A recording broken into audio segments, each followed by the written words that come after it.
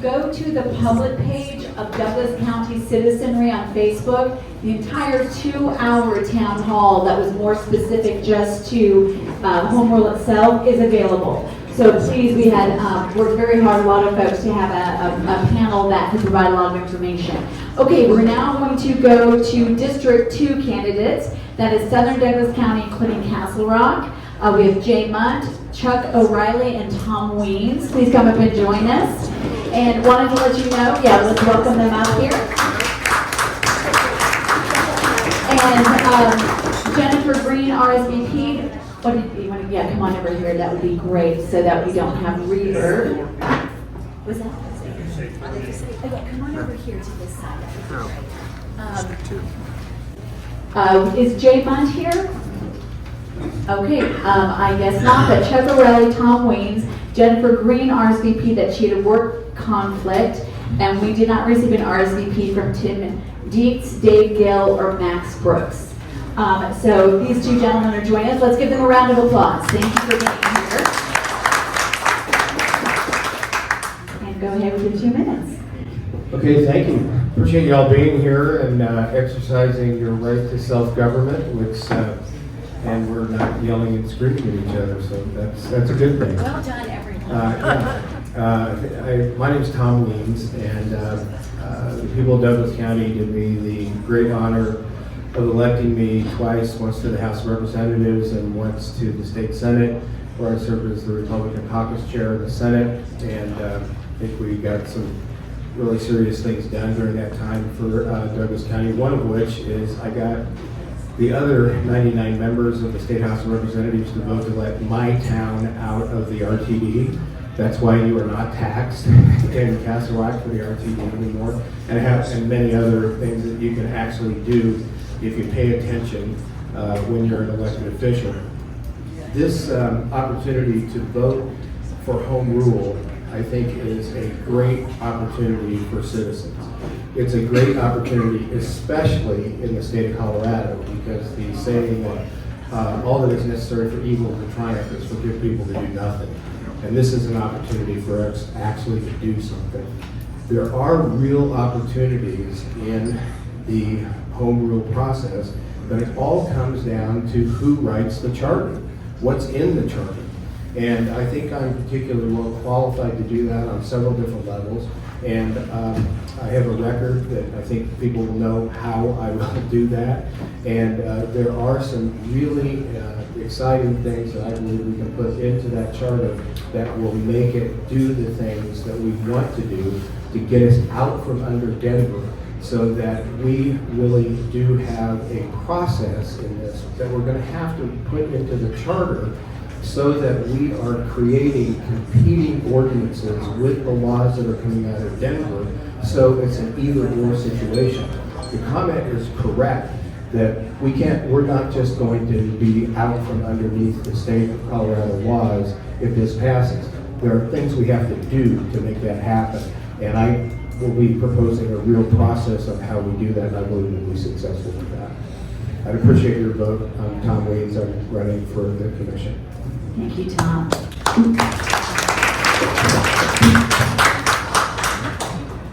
Chuck O'Reilly, past president treasurer of Douglas County Republicans. My first question is, what's broken?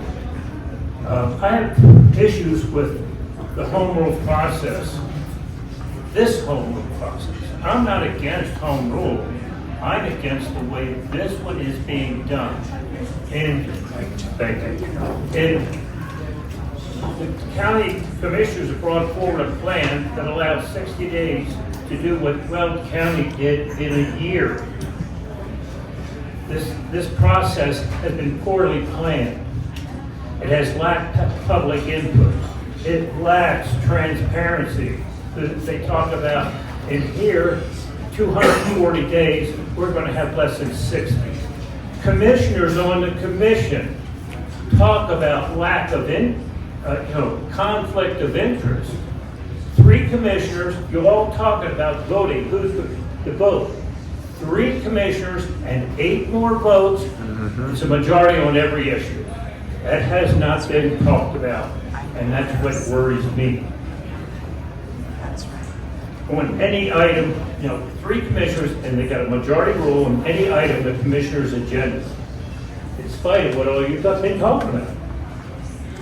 And it has ulterior motives. I was troubled by the people that were at that March 25th meeting and the people that weren't. They had $110,000 in the bank on day 1. If you agree with any of these issues, you have good reason to vote no for this home rule process. This home rule process, the way they're doing it this time. What is broken? I'm ready to discuss this. Vote for Charles O'Reilly, your only District 2 candidate. Also vote for Steve Bowen as your only large. Oh, that's it. Huh? Thank you. All right, thank you. Okay, great. We're going to open it up. Yes, let's give them a round of applause. Great. We are open to questions. Hi, my name is Cindy Johnson. I've been very impressed with the quality of the candidates that have come forward so far. And one of my concerns is that once the charter is written, this group of fantastic candidates is disbanded. And we are left with our 3 BOCC commissioners. So how will we decide how to move forward with the commissioners that are left after the charter is disbanded? I think that's one of the real beauties of the possibilities that are before us that we sure don't want to miss by voting against even forming the commission. The important thing is we form the commission with this vote and we elect people to write a charter and then we'll see what's in it. But one of the things is when you're a home rule community, you have more opportunity to actually override the decisions of the county commissioners, in particular our city council. And just to prove this to you, there was a large annexation in El Paso County in Colorado Springs just a few months ago. And the people then, under their home rule charter, were able to petition to put that back on the ballot. So the people are actually having a vote to overturn that. So we don't have that capability right now in any form that's could be effective. But it is in home rule counties, and they're going through it right now in Colorado Springs.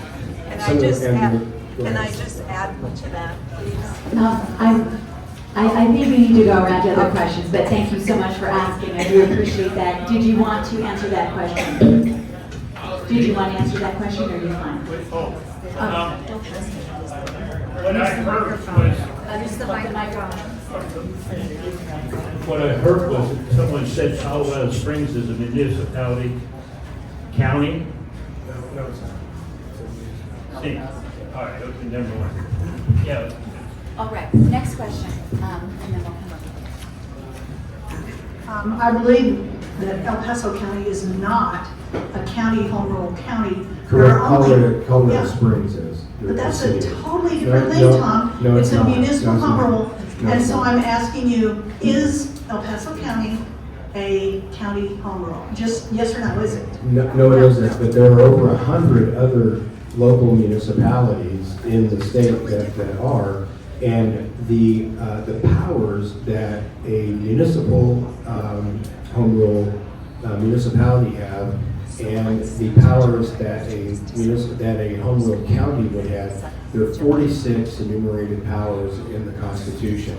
They're the same for both. All right, one question back here. I think that answers my question. I just wanted to know what is the difference between a home rule municipality and a home rule county. Thank So you. if there's anything else you want to add on that, it's very confusing. If you could just sort that out. One thing about that, they're generally the same. They may be exactly the same, but they're mostly the same. I might miss something, but I believe the enumerated powers I know are the same. If you have a county that is a home rule county, and you have under it a municipality that is a home rule county, if the municipality has a conflicting ordinance with the county, the municipalities rule over that. And it's the same, by the way, between the state and the county in a home rule deal. So here's the way things could happen here, is if we get really serious about really analyzing all of these regulations that are coming at us, all these ridiculous pieces of legislation that are coming at us from Denver, we can't just go, well, we're not going to abide by that. What we have to do is we have to create a new law. We have to create an ordinance under our home rule that is in direct conflict with that. And the Constitution and case law should be in our favor most of the time. You never can predict that exactly, but that's how the process works. Thank you. Are there other questions? Mr. Lee, I'm just going to put you on the spot for a sec. You heard Mr. O'Reilly talk about the time is not now. There's been a lot of talk about that some individuals don't have the process that's taking place or call it rushed. Your family's been here for a long time, and you and your family's experienced a lot. I'm curious how you feel about the speed of this and whether the speed of the change of Colorado is creating a need for us to do this action this year. Well, first of all, Chuck and I are neighbors and friends. And it's wonderful people can have different opinions on these things. But I think one of the things that Chuck said is that he was not trusting the process and what was broke. Why do this? Because what's broke. Well, we have a lot of things that really work really well in Douglas County. Douglas County isn't what's broken. It's Denver that's broken. It's our state legislature that's broken. It's a state legislature where we have nearly every member of the Democrats in the legislature are employed by not-for-profit organizations that are created simply to pay them to do these unbelievably liberal, ill-advised laws and force them down on us. And that's what's broken. And this is our opportunity to fight back on that. There are very limited ways to do it. Maybe this will be maybe this will be a silver bullet, maybe it won't. But to my way of thinking, it would be a real shame to miss out on the opportunity to at least take the battlefield on this. I have a question right over here. So I'm hearing that if things are written into the charter,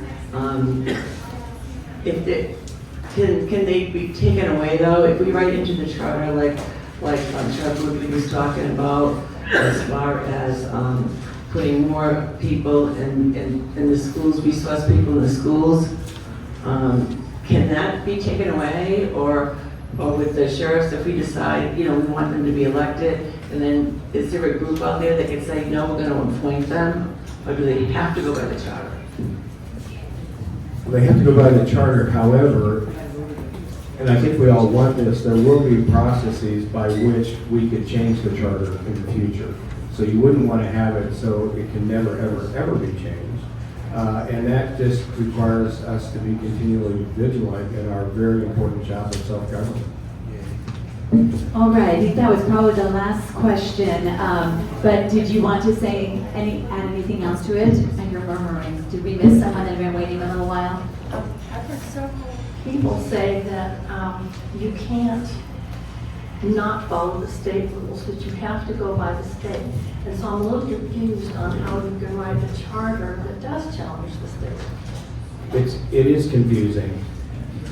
It is correct to say that just because we become a home rule county doesn't mean we're just exempted from the state laws. But it does say that if we do the work to create the ordinances, create the local laws that are different than the state law, that then our home rule, our local government, our local decision-making has a very good chance and has, in fact, trumped the state law. And so it's correct. We don't just automatically get out from underneath all the state laws. We have to act. And that's, I think, one of the things that's been missing in some of the home rule charters around the state and needs to be in ours is a really organized mechanism to be able to analyze all the regulations and the laws that come from the state and come up with a plan as to how to get that into our ordinances here so that we can exercise the rights under the Constitution. Yeah. I think Chuck wanted to answer that, and then this will be the last response. We'll bring up our final group. Tom, I respect all the details that you're talking about. And the details that you're talking about have to be accomplished between July 1st and September 1st. What that is not talked about is that ballots have to go out to our veterans. To get to our veterans, they have to be mailed out September the 15th. The election office has to start preparing them September 1st. The election is going to occur in June 24th. By the time they're done counting the ballots, it's going to be July 1st. And I respect all the details that we've been talking about, and we've got less than 60 days to go through them, and that's what worries me, because somebody's going to push something through. That's right. I think that point is really well taken, because, we have to have a quality product here. And that's why we're not electing professional politicians, we're electing citizens, we're electing neighbors to do this. And we're all volunteers, and we're all gonna have to live under this together. And I can assure you that for me, and I really think for former Speaker McNulty and other people that have been involved in writing legislation, et cetera, if it's not right, if we can't get it done in that period, there are ways to extend this. We hope that doesn't happen, because we're under attack from these people in Denver, and we gotta do something about it. We gotta do something about it now. So we're gonna do the best we can to get this done and get it done right.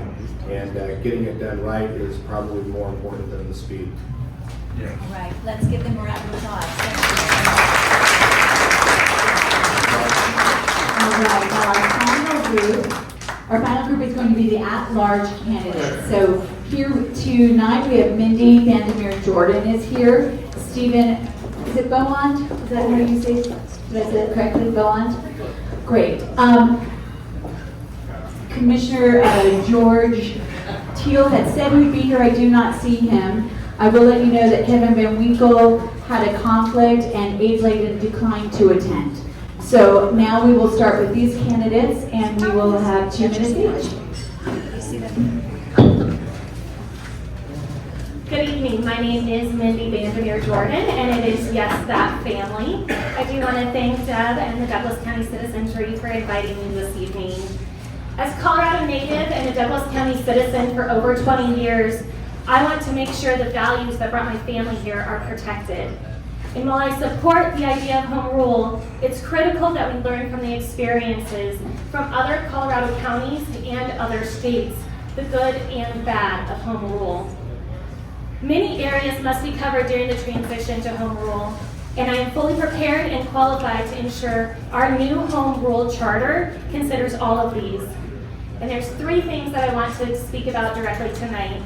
First, I want to make Douglas County welcoming to small businesses by re-examining business taxation and eliminating complex compliance issues. This is something that has run businesses out of Chicago with their home rule county. Second, we need to guarantee the continued effective operation of the county's core services. Our citizens must feel confident that when they call 911, a dispatcher will immediately answer and dispatch first responders.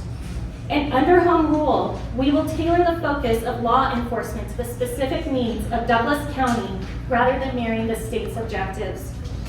Third is maintaining the rapidly growing road infrastructure of our county. Governor Polis has diverted revenues from road infrastructure to fund his social engineering priorities. So there is no reason the state should decide our road priorities when they aren't paying for any of them. And while I believe the county commissioners will have valuable input on the home rule charter, the home rule commission itself should be independent. So if all the at-large seats are filled by the incumbent commissioners, the voices of the average citizens will be shut out. My name is Mindy Vandermeer Jordan, and I'm asking for your vote.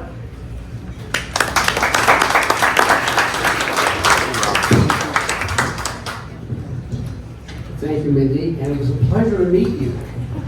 I'm Steve Bowen. I've served as the Douglas County Commissioner for 8 years, but also as the mayor of Castle Rock and on the Castle Rock Town Council. I want to address one of the key issues that you're all struggling with. What is the hierarchy of government if we move to home rule? Here's how it works.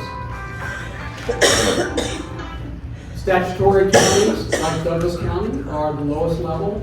Home rule counties are the next level up. Statutory cities are one link up higher.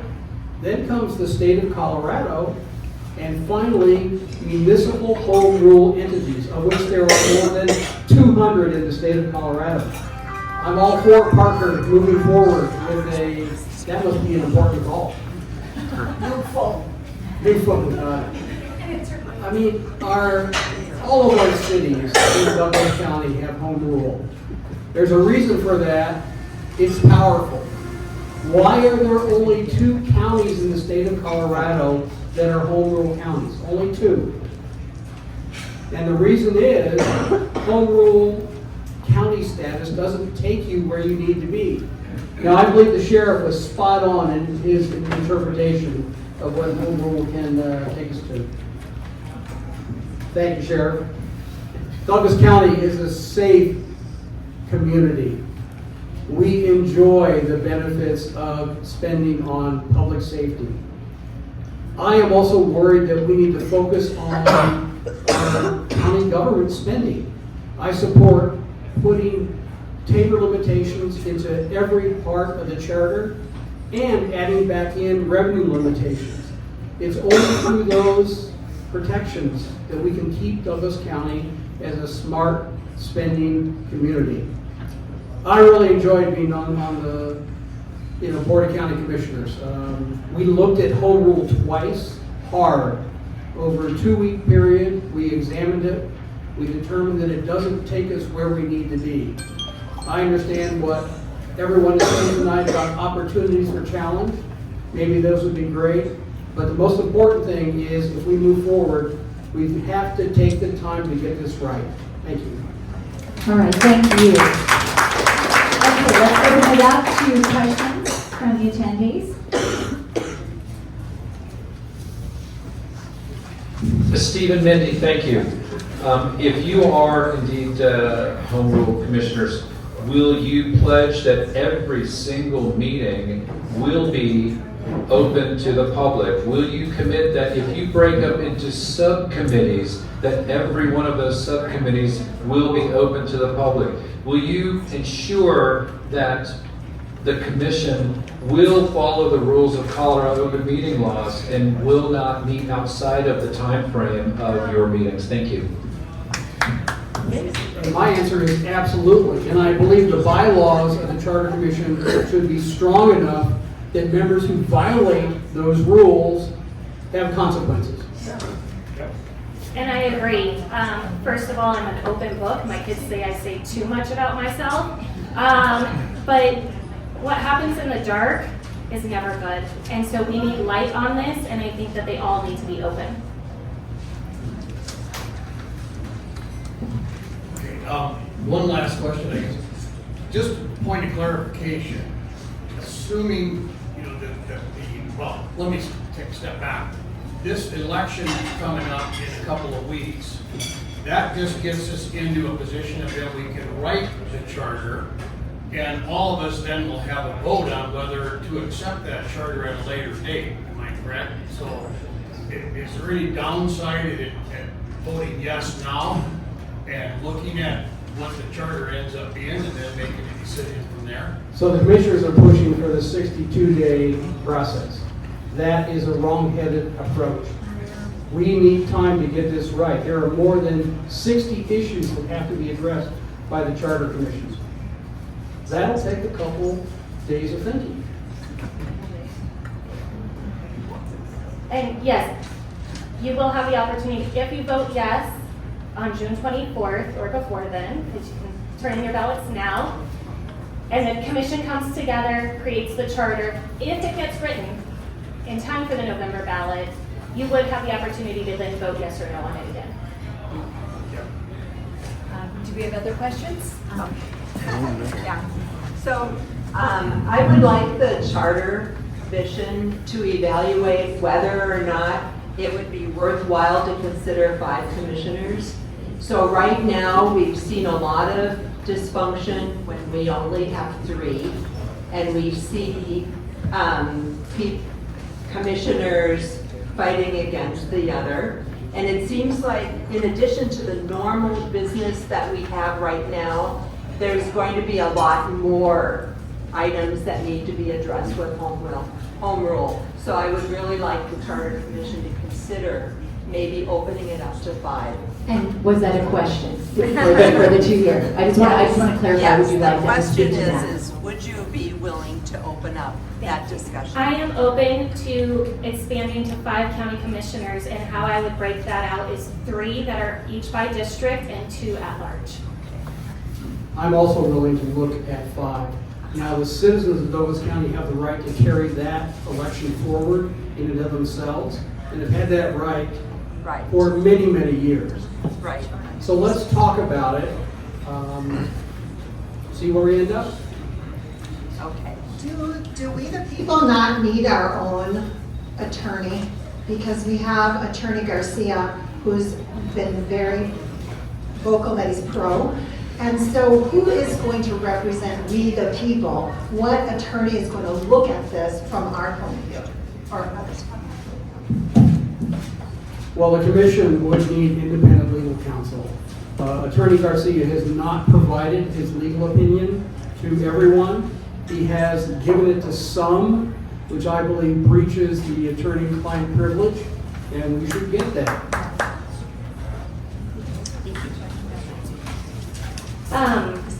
Just real quick, speaking about attorneys, so I do have resources and access to law firms and other attorneys as well. And I've never believed in being the smartest person in the room. I believe in being a room of smart people getting smarter together, and I believe that is bringing in other attorneys as well.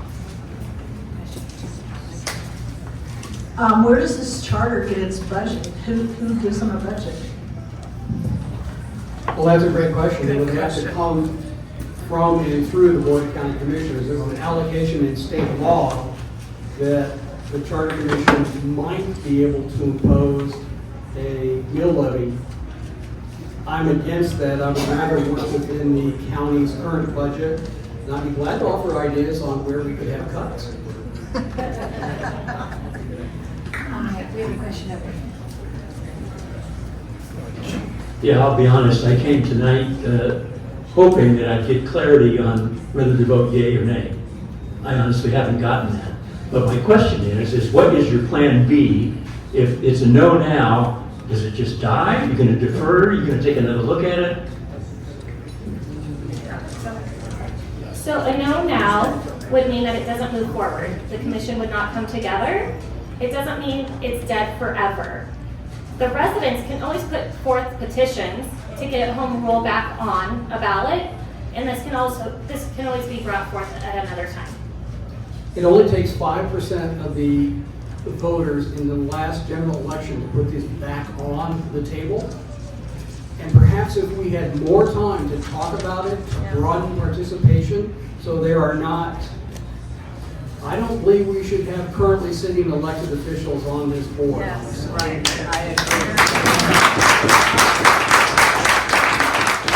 And real quickly, if I may just address the order of events we've been having for Douglas County Citizenry. As you mentioned, we had a town hall for 2 hours with over 200 people about the issue of home rule itself. I encourage everyone to see that because that's where we addressed that issue.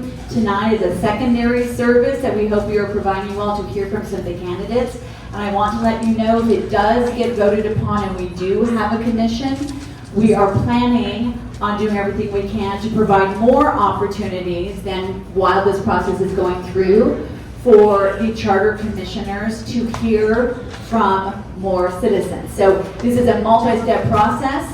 And I just wanted to clarify that, John. So you can see the 2-hour, I don't feel like I'm pitching a project. We make no money on it. But do take a look at it at Facebook if you want to see the video. Yes, Kevin. This commission is going to be 21 people. and they have to come up with a document that all of them are in favor of. Is there some set of rules how this whole thing works? I mean, I'm having trouble understanding how that's actually going to be put together. And I don't want to put you at large. I mean, it's all of the candidates have to deal with this. So how's that going to work? Well, it's going to be interesting. Here's how I believe it should work. I believe the Charter Commission should craft a set of bylaws first. What are the rules we are going to follow? Second of all, I believe the 60 to 90 issues that need to be addressed by the Charter Commission need to be voted on one at a time to see where there are positions that are pro and con. I am always anxious to learn from people. I'm so sorry. I think Lisa Frizzell is leaving. I want to give her a big heart for all of her hard work. Thank you, Lisa. Appreciate it. Please let her sneak away. I just had to say that. I apologize for interrupting. You know, I would encourage everybody to look at the third video from the panel session. That is where you get the guts of some of the pro and con here from people who I think are in the know. So that first panel session was great, and thank you for doing it. And also, just so you know, all 21 do not have to agree.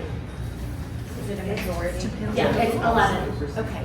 Is there a place where the rules are stated, how that works? No, we would have to write them, and we could write it so it takes a supermajority, a simple majority. We could have dissenting opinions that are then later considered and voted on. It can be whatever the Charter Commission decides to follow. The 60 things you're talking about, that's similar with that? Right. Well, of course, anybody who's into this is probably writing the charter right now. I'm on page 8. I've got 40 things on my list that we need to consider. So it's just... Yeah. It's ChatGPT can be your friend. Yeah. You can go in there and put like what are the different articles that you're allowed to put into a home rule charter in the state of Colorado, and it'll list those all out for you real quickly. I'm not sure. Okay, just, we're not having comments from candidates who have already been up here. If there's a question. It's a question. Yeah, I think we need to have a conversation afterwards. I think we just need to follow the guidelines. The candidates that have been up here have had an opportunity. So probably not a comment, but please, if you want to ask any of the candidates any questions afterwards, please feel free to. Jeff has a question. I have a question. Okay, it's a question. Questions are allowed. Steve, would you tell me the Colorado State, Colorado revised statutes, it's 30-something that covers the question or what this gentleman was asking? Yes, it's there are several elements to it, mainly in Title 30 of the Colorado Revised Statutes. Title 30, what? Oh, boy, I didn't bring my notes with me on that. 30, 35, 201. All right. There we go. Thank you. So Senator Weems was correct in listing there are about 40 powers. 46. The challenge we had as a Board of County Commissioners when we looked at it, we were already implemented 43 of the 46. By the way, this is a Jeopardy lesson. Just restate it as a question, and then we can let you ask it. If anybody's watched Jeopardy. Okay, we're winding down this evening. Does anyone have a final question before we give any closing comments? Yes. Assuming, can you hear me? Yes. Assuming that everything goes, assuming that you have the home rule charter and it's accepted and everything, then I think it was Tom Weeds says, then we have to pay real attention to make sure that we write those regulations and those things that are going to be meaningful for Douglas County. Who does that? Well, the authority would be given to the Board of County Commissioners to write those elements. And by the way, happy birthday. Has he written by the commission? Well, it could be, but the Board of County Commissioners maintains authority after the charter is written. Now, what does that mean? We actually don't know yet what the rules will be. Counties that are home rule have very limited ordinance powers. And we'll have to see what idea that people might come up with. That's an important thing. Well, I would ask the county commissioners, if they're so gung-ho on this, what's the plan? Yeah. All right, what I would say, by the way, first of all, you stole my thunder. The reason why Abby's phone was blowing up is today is her birthday. So let's wish her a happy birthday. Happy birthday, Abby. I won't make everyone sing. It's not a theater or a performance here. Happy birthday to you. Let's give a big round of applause to these last two candidates. Thank you so much. And in a couple closing remarks, here's what I would like to say. First of all, thank you every single candidate that has been here. Everyone that steps into the arena deserves our appreciation. It is not easy, and it's much easier to sit on the sidelines. So whether you agree with someone or not, they deserve our respect, and I say that for elected officials as well. You will also see, obviously, from all of these questions, whether you are for home rule or against it. Voting for candidates that you feel confident in is very important. That is what this is about. So I want to thank you all for being here on behalf of all of the Douglas County Steering Committee. Want to reiterate what Linda said at the very beginning. We're giving ourselves a break. So in July and August, it is going to be happy hour time without a program. Please do sign up for the email list so that we can let you know when that is going to happen. And then starting once again in September, we will begin to have our regular meetings like this again. And please also sign up, because if this does pass, we will work diligently in addition to the happy hour gatherings to make sure there's an opportunity for the citizens of this county once again to make their voices heard with those who will be on the commission. So wishing every single one of you a great evening. Thank you so much, and God bless every one of you. Thanks for being here.